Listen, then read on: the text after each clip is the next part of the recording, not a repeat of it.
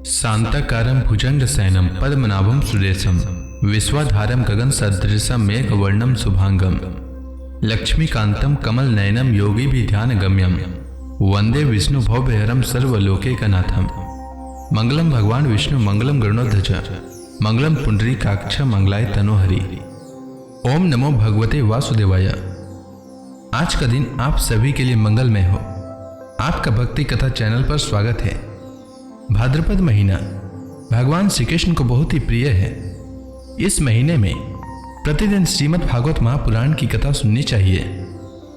इससे सभी प्रकार के पापों का नाश होता है, घर में सुख समृद्धि आती है और मोक्ष की प्राप्ति होती है।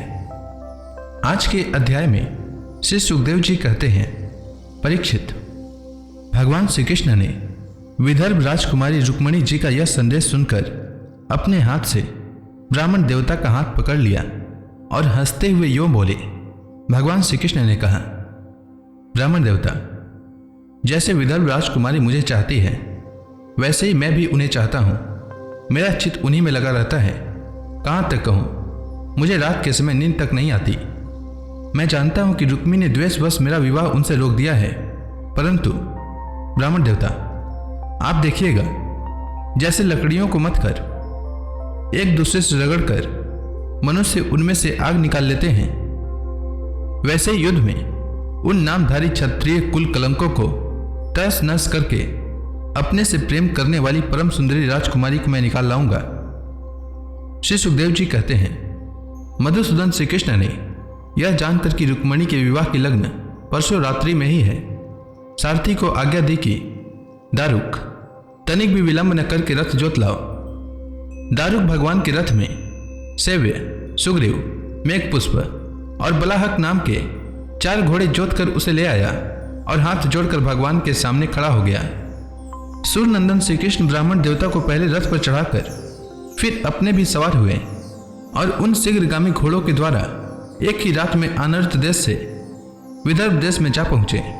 कुंडी नरेश महाराज भीष्मक अपने बड़े लड़के रुक्मी के स्नेहवश अपनी कन्या शिशुपाल को देने के लिए विवाहोत्सव की तैयारी कर रहे थे। नगर के रथ, नगर के राजपथ, चौराहे तथा गली गुच्छे झाड़ बुहार दिए गए थे। उन पर छिड़काव किया जा चुका था। चित्र विचित्र रंग बिरंगी छोटी बड़ी झंडियां और पताकाएं लगा दी गई थी। तोरण बांध दिए गए थे। वहां के स्त्री पुरुष पुष्पमाला, हार, चंदन, गहने और निर्मल वस्त्रों से सजे हुए थे। वहां के सुंदर सुंदर घरों में से अगर के धूप की सुगंध फैल रही थी।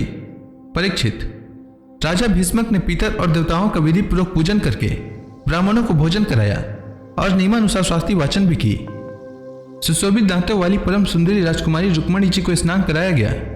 उनके हाथों में मंगलसूत्र, कंगन पहनाए गए, कोहबर बनाया गया।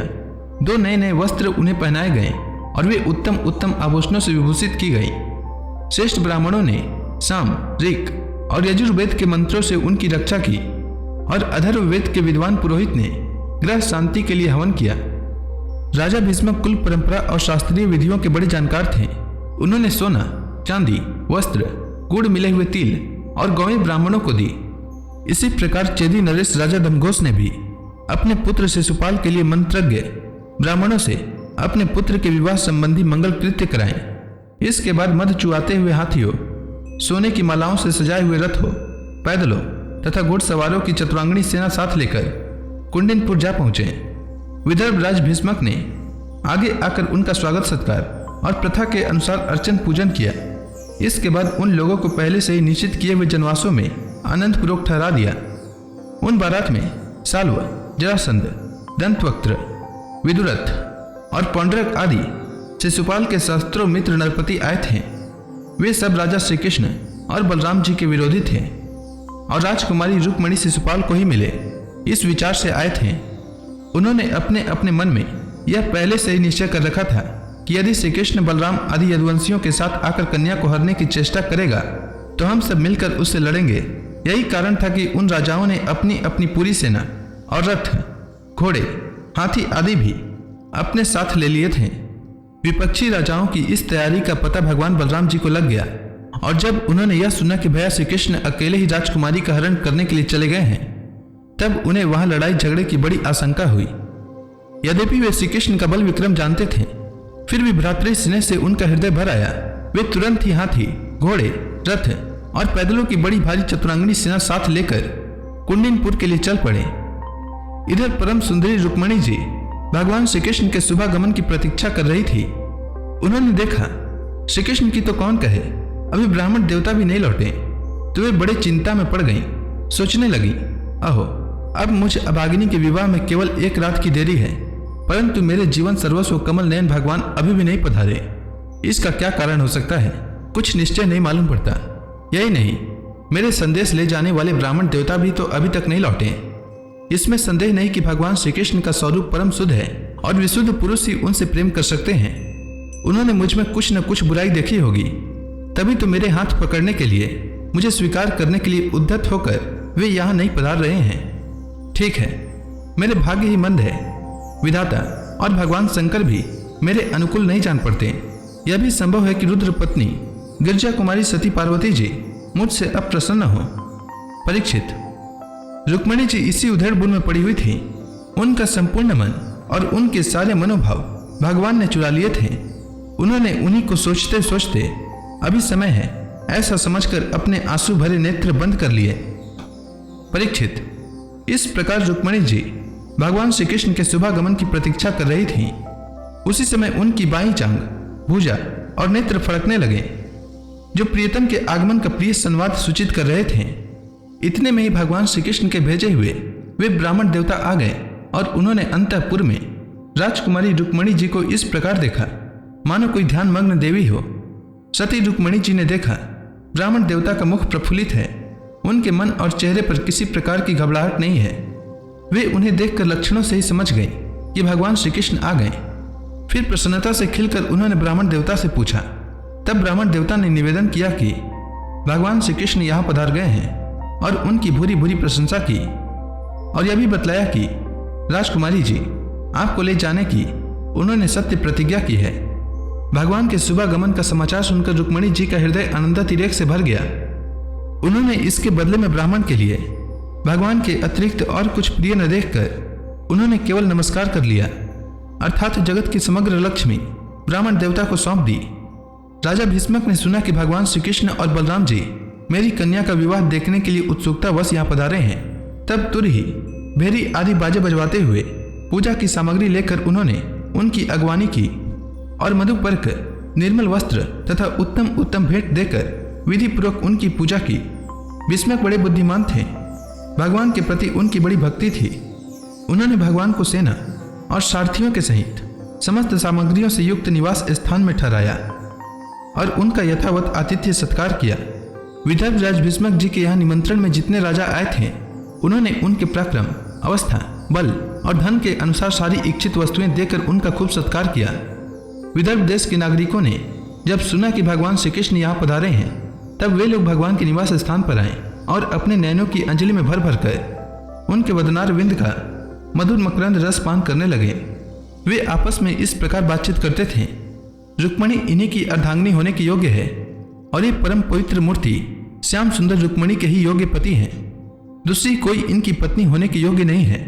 यदि हमने अपने पूर्व जन्म या इस जन्म में कुछ भी सत्कर्म किया हो तो त्रिलोक विधाता भगवान हम पर प्रसन्न हो और ऐसी कृपा करें कि श्याम सुंदर श्री कृष्ण ही विदर्भ राजकुमारी रुक्मिणी जी का पानी ग्रहण करें। परीक्षित, जिस समय प्रेम परवश होकर पूर्वासी लोग परस्पर इस प्रकार बातचीत कर रहे थे, उसी समय रुक्मिणी जी अंतःपुर से निकलकर देवी जी के मंदिर के लिए चली। बहुत से सैनिक उनकी रक्षा में नियुक्त थे। वे प्रेम मूर्ति श्री कृष्ण चंद्र के चरण कमलों का चिंतन करती हुई भगवती भवानी के पाद पल्लवों का दर्शन करने के लिए पैदल ही चली। वे स्वयं मौन थी और माताएं तथा सखी सहेलियां सब ओर से उन्हें घेरे हुए थी। सूरवीर राज सैनिक हाथों में अस्त्र शस्त्र उठाए, कवच पहने उनकी रक्षा कर रहे थे। उस समय मृदंग, शंख, ढोल, तुरही और भेरी आदि बाजे बज रहे थे। बहुत सी ब्राह्मण पत्नियां पुष्पमाला, चंदन आदि सुगंध द्रव्य और गहने कपड़ों से सज धज कर साथ साथ चल रही थीं और अनेकों प्रकार के उपहार तथा पूजन आदि की सामग्री लेकर सहस्त्रों श्रेष्ठ वारांगनाएं भी साथ थी। गवैये गाते जाते थे, बाजे वाले बाजे बजाते चलते थे और सूत, मागध तथा वंदी जन दुल्हन के चारों ओर जय जयकार करते विरत बखानते जा रहे थे। देवी जी के मंदिर में पहुंचकर रुक्मणी जी ने अपने कमल के सदृश से सुकोमल हाथ पैर धोए, आचमन किया। इसके बाद बाहर भीतर से पवित्र तथा शांत भाव से युक्त होकर अंबिका देवी के मंदिर में प्रवेश किया। बहुत सी विधि विधान जानने वाली बड़ी बूढ़ी ब्राह्मणियां उनके साथ थीं। उन्होंने भगवान शंकर की अर्धांगिनी भवानी को और भगवान शंकर जी को भी रुक्मणी जी से प्रणाम करवाया। रुक्मणी जी ने भगवती से प्रार्थना की, अंबिका माता, आपकी गोद में बैठे हुए आपके प्रिय पुत्र गणेश जी को तथा आपको मैं बार बार नमस्कार करती हूँ। आप ऐसा आशीर्वाद दीजिए कि मेरी अभिलाषा पूर्ण हो। भगवान श्री कृष्ण ही मेरे पति हों। इसके बाद रुक्मणी जी ने जल, गंध, अक्षत, धूप, वस्त्र, पुष्पमाला, हार, आभूषण, अनेकों प्रकार के नैवेद्य, भेंट और आरती आदि सामग्रियों से अंबिका देवी की पूजा की। तदंतर उक्त सामग्रियों से तथा नमक, पुआ, पान, कंठसूत्र, फल और इक से सुहागिन ब्राह्मणियों की भी पूजा की। तब ब्राह्मणियों ने उन्हें प्रसाद देकर आशीर्वाद दिए और दुल्हन ने ब्राह्मणियों और माता अंबिका को नमस्कार करके प्रसाद ग्रहण किया।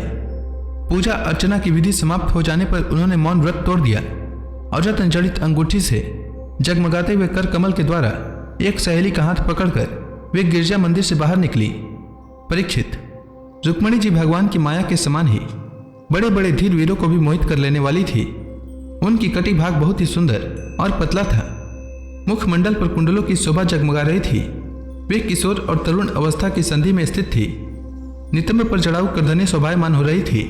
वक्ष स्थल कुछ उभरे हुए थे और उनकी दृष्टि लटकी हुई अलकों के कारण कुछ चंचल हो रही थी। उनके होठों पर मनोहर मुस्कान थी। उनके दांतों की पांख थी तो कुंदकली के समान परम उज्ज्वल, परंतु पके हुए कुंदरू के समान लाल लाल होठों की चमक से उस पर भी लालिमा आ गई थी। उनके पांवों के पाजेब चमक रहे थे और उनमें लगे हुए छोटे छोटे घुंघरू रुंझुन रुंझुन कर रहे थे। वे अपने सुकुमार चरण कमलों से पैदल ही राजहंस की गति से चल रही थी। उनकी वह अपूर्व छवि देखकर वहां आए हुए बड़े बड़े यशस्वी वीर सब मोहित हो गए। कामदेव ने ही भगवान का कार्य सिद्ध करने के लिए अपने बाणों से उनका हृदय जर्जर कर दिया। रुक्मणी जी इस प्रकार इस उत्सव यात्रा के बहाने मंद मंद गति से चलकर भगवान श्री कृष्ण पर अपना राशि राशि सौंदर्य निछावर कर रही थी। उन्हें देखकर और उनकी खुली मुस्कान तथा लजीली चितवन पर अपना चित्त लुटाकर वे बड़े बड़े नरपति एवं वीर इतने मोहित और बेहोश हो गए कि उनके हाथों से अस्त्र शस्त्र छूटकर गिर पड़े और वे स्वयं भी रथ, हाथी तथा घोड़ों से धरती पर आ गिरे। इस प्रकार रुक्मणी जी भगवान श्री कृष्ण के शुभागमन की प्रतीक्षा करती हुई अपने कमल की कली के समान सुकुमार चरणों को बहुत ही धीरे धीरे आगे बढ़ा रही थी। उन्होंने अपने बाएं हाथ की अंगुलियों से मुख की ओर लटकी हुई अलके हटाई और वहां आए हुए नरपतियों की ओर लजीली चितवन से देखा। उसी समय उन्हें श्याम सुंदर भगवान श्री कृष्ण के दर्शन हुए। राजकुमारी रुक्मणी जी रथ पर चढ़ना ही चाहती थी कि भगवान श्री कृष्ण ने समस्त शत्रुओं के देखते देखते उनकी भीड़ में से रुक्मणी जी को उठा लिया और उन सैकड़ों राजाओं के सिर पर पांव रखकर उन्हें अपने उस रथ पर बैठा लिया जिसकी ध्वजा पर गरुड़ जी का चिन्ह लगा हुआ था। इसके बाद जैसे सिंह सियारों के बीच में से अपना भाग ले जाए वैसे ही रुक्मणी जी को लेकर भगवान श्री कृष्ण बलराम जी आदि यदुवंशियों के साथ वहां से चल पड़े। उस समय जरासंध के वशवर्ती अभिमानी राजाओं को अपना यह बड़ा भारी तिरस्कार और यश कीर्ति का नाश सहन न हुआ। वे सब के सब चिढ़कर कहने लगे, अहो हमें धिक्कार है, आज हम लोग धनुष धारण करके खड़े ही रहें और यह ग्वाले हमारा सारा यश छीन ले गए। इस प्रकार कह सुनकर सब के सब राजा क्रोध से आग बबूला हो उठे और कवच पहनकर अपने अपने वाहनों पर सवार हो गए। अपनी अपनी सेना के साथ सब धनुष ले लेकर भगवान श्री कृष्ण के पीछे दौड़े। राजन, जब यदुवंशियों के सेनापतियों ने देखा कि शत्रु दल हम पर चढ़ा आ रहा है तब उन्होंने भी अपने अपने धनुष का टंकार किया और घूमकर उनके सामने डट गए। जरासंध की सेना के लोग कोई घोड़े पर, कोई हाथी पर तो कोई रथ पर चढ़े हुए थे। वे सभी धनुर्वेद के बड़े मर्मज्ञ थे। वे यदुवंशियों पर इस प्रकार बाणों की वर्षा करने लगे मानो दल के दल बादल पहाड़ों पर मूसलाधार पानी बरसा रहे हों। परम सुंदरी रुक्मणी जी ने देखा कि उनके पति श्री कृष्ण की सेना बाण वर्षा से ढक गई है। तब उन्होंने लज्जा के साथ भयभीत नेत्रों से भगवान श्री कृष्ण के मुख की ओर देखा। भगवान ने हंसकर कहा, सुंदरी डरो मत, तुम्हारी सेना अभी तुम्हारे शत्रुओं की सेना को नष्ट किए डालती है। इधर गद और शमकर्षण आदि यदुवंशी वीर अपने शत्रुओं का पराक्रम और अधिक न सह सके वे अपने बाणों से शत्रुओं के हाथी, घोड़े तथा रथों को छिन्न भिन्न करने लगे। उनके बाणों से रथ, घोड़े और हाथियों पर बैठे विपक्षी वीरों के कुंडल, किरीट और पगड़ियों से सुशोभित करोड़ों सिर, खड़ग, गदा और धनुष युक्त हाथ, जांघें और पैर कट कट कर पृथ्वी पर गिरने लगे। इसी प्रकार घोड़े, खच्चर, हाथी, ऊंट, गधे और मनुष्यों के सिर भी कट कट कर रणभूमि में लौटने लगे। अंत में विजय की सच्ची आकांक्षा वाले यदुवंशियों ने शत्रुओं की सेना तहस नहस कर डाली। जयसंध आदि सभी राजा युद्ध से पीठ दिखाकर भाग खड़े हुए। उधर शिशुपाल अपनी भावी पत्नी के छिन जाने के कारण मरणासन सा हो रहा था। न तो उसके हृदय में उत्साह रह गया था और न तो शरीर पर कांति। उसका मुंह सूख रहा था। उसके पास जाकर जरासंध कहने लगा, शिशुपाल जी, आप तो एक श्रेष्ठ पुरुष हैं, यह उदासी छोड़ दीजिए। क्योंकि राजन, कोई भी बात सर्वदा अपने मन के अनुकूल ही हो या प्रतिकूल, इस संबंध में कुछ स्थिरता किसी भी प्राणी के जीवन में नहीं देखी जाती। जैसे कठपुतली बाजीगर की इच्छा के अनुसार नाचती है, वैसे ही यह जीव भी भगवत इच्छा के अधीन रहकर सुख और दुख के संबंध में यथाशक्ति चेष्टा करता रहता है। देखिए, श्री कृष्ण ने मुझे 23 अक्षौहिणी सेनाओं के साथ 17 बार हरा दिया। मैंने केवल एक बार 18वीं बार उन पर विजय प्राप्त की। फिर भी इस बात को लेकर मैं न तो कभी शोक करता हूँ और न तो कभी हर्ष, क्योंकि मैं जानता हूँ कि प्रारब्ध के अनुसार काल भगवान ही इस चराचर जगत को झकझोरते रहते हैं। इसमें संदेह नहीं कि हम लोग बड़े बड़े वीर सेनापतियों के भी नायक हैं। फिर भी इस समय श्री कृष्ण के द्वारा सुरक्षित यदुवंशियों की थोड़ी सी सेना ने हमें हरा दिया है। इस बार हमारे शत्रुओं की ही जीत हुई, क्योंकि काल उन्हीं के अनुकूल था। जब काल हमारे दाहिने होगा तब हम भी उन्हें जीत लेंगे।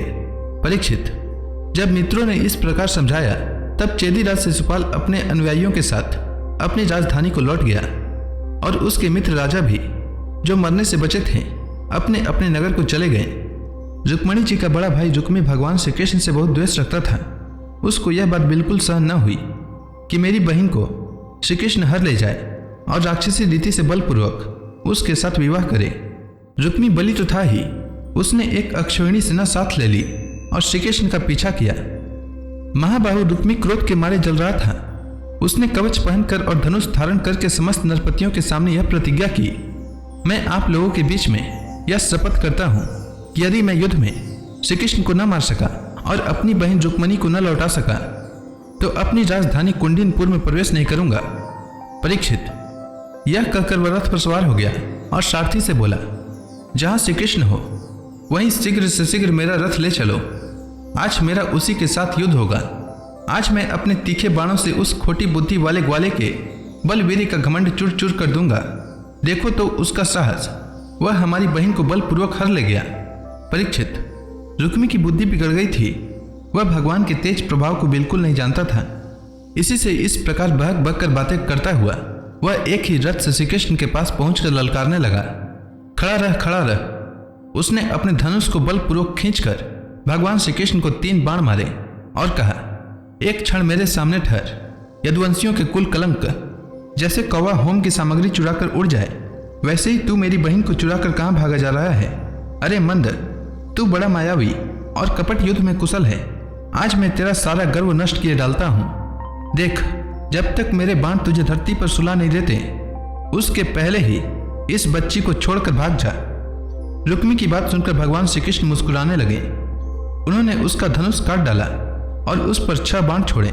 साथ ही भगवान श्री कृष्ण ने 8 बाण उसके 4 घोड़ों पर और 2 सारथी पर छोड़े और 3 बाणों से उसके रथ की ध्वजा को काट डाला। तब रुक्मी ने दूसरा धनुष उठाया और भगवान श्री कृष्ण को 5 बाण मारे। उन बाणों के लगने पर उन्होंने उसका वह धनुष भी काट डाला। रुक्मी ने इसके बाद एक और धनुष लिया, परंतु हाथ में लेते ही लेते अविनाशी अच्युत ने उसे भी काट डाला। इस प्रकार रुक्मी ने परिघ, पटिस, शूल, ढाल, तलवार, शक्ति और तोमर जितने अस्त्र शस्त्र उठाए, उन सभी को भगवान ने प्रहार करने से पहले ही काट डाला। अब रुक्मी क्रोधवश हाथ में तलवार लेकर भगवान श्री कृष्ण को मार डालने की इच्छा से रथ से कूद पड़ा और इस प्रकार उनकी ओर झपटा जैसे पतिंगा आग की ओर लपकता है। जब भगवान ने देखा कि रुक्मी मुझ पर चोट करना चाहता है, तब उन्होंने अपने बाणों से उसकी ढाल तलवार को तिल तिल करके काट दिया और उसको मार डालने के लिए हाथ में तीखी तलवार निकाल ली। जब रुक्मिणी जी ने देखा कि यह तो हमारे भाई को अब मार ही डालना चाहते हैं, तब वे भय से विवल हो गई और अपने प्रियतम पति भगवान श्री कृष्ण के चरणों पर गिरकर करुण स्वर से बोली, देवताओं के भी आराध्य देव, जगतपते, आप योगेश्वर हैं। आपके स्वरूप और इच्छाओं को कोई जान नहीं सकता। आप परम बलवान हैं, परंतु कल्याण स्वरूप भी तो हैं। प्रभु, मेरे भैया को मारना आपके योग्य काम नहीं है। श्री सुखदेव जी कहते हैं, रुक्मिणी जी का एक एक अंग भय के मारे थर थर कांप रहा था। शोक की प्रबलता से मुख सूख गया था, गला रुंध गया था। आतुरता व सोने का हार गले से गिर पड़ा था और इसी अवस्था में वे भगवान के चरण कमल पकड़े हुए थे। परम दयालु भगवान उन्हें भयभीत देखकर करुणा से द्रवित हो गए। उन्होंने रुक्मी को मार डालने का विचार छोड़ दिया। फिर भी रुक्मी उनके अनिष्ट की चेष्टा से विमुख न हुआ। तब भगवान श्री कृष्ण ने उसको उसी के दुपट्टे से बांध दिया। तब तक यदुवंशी वीरों ने शत्रु की अद्भुत सेना को तहस नहस कर डाला, ठीक वैसे ही जैसे हाथी कमल वन को रौंद डालता है। फिर वे लोग उधर से लौटकर श्री कृष्ण के पास आए तो देखा कि रुक्मी दुपट्टे से बंधा हुआ अधमरी अवस्था में पड़ा हुआ है। उसे देखकर सर्वशक्तिमान भगवान बलराम जी को बड़ी दया आई और उन्होंने उसके बंधन खोलकर उसे छोड़ दिया तथा श्री कृष्ण से कहा, कृष्ण, तुमने यह अच्छा नहीं किया। यह निंदित कार्य हम लोगों के योग्य नहीं है। अपने संबंधी के साथ ऐसा व्यवहार यह तो एक प्रकार का वध ही है। इसके बाद बलराम जी ने रुक्मिणी को संबोधन करके कहा, साध्वी, तुम्हारे भाई के साथ ऐसा व्यवहार हुआ, यह सोचकर हम लोगों से बुरा न मानना, क्योंकि जीव को सुख दुख देने वाला कोई दूसरा नहीं है। उसे तो अपने ही कर्म का फल भोगना पड़ता है। अब श्री कृष्ण से बोले, कृष्ण, यदि अपना सगा संबंधी वध करने योग्य अपराध करे तो भी अपने ही संबंधियों के द्वारा उसका मारा जाना उचित नहीं है। उसे छोड़ देना चाहिए।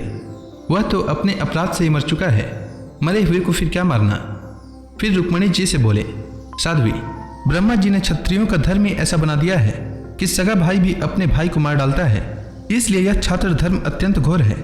इसके बाद श्री कृष्ण से बोले, भाई कृष्ण, यह ठीक है कि जो लोग धन के नशे में अंधे हो रहे हैं और अभिमानी हैं, वे राज्य, पृथ्वी, पैसा, स्त्री, मान, तेज अथवा किसी और कारण से अपने बंधुओं का भी तिरस्कार कर दिया करते हैं।